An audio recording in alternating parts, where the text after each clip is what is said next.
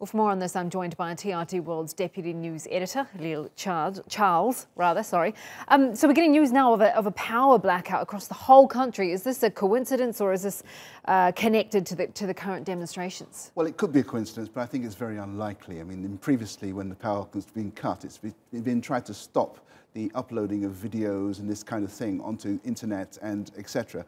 So my guess is that it could be connected with the protests that are going on at the moment, because they were very surprised by what happened yesterday. Yesterday was important because it was April the 6th, which is the 34th anniversary of the fall of Jaffa Numeri, the previous president. So it indicates a revolution that took place earlier. And so the amount of people that came out was very, very surprising. And what's more, they have carried on into a second day, and I think that's been quite disturbing for the authorities. The President called a state of emergency on March the 15th and replaced the government. What has happened since then?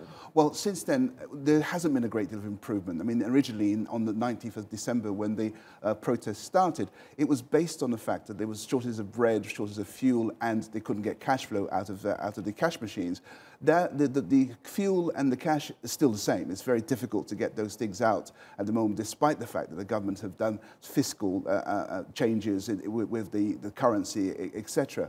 So the situation politically, which is what is frustrating the protesters, is that although there's been a change of government, there hasn't really been any concessions made. There hasn't really been any movement towards the demands of the protesters, which is quite simply that the president goes and an interim government be appointed to take place in the run-up of elections, which are supposed to take place. Well, I doubt it, but it's supposed to take place in 2020.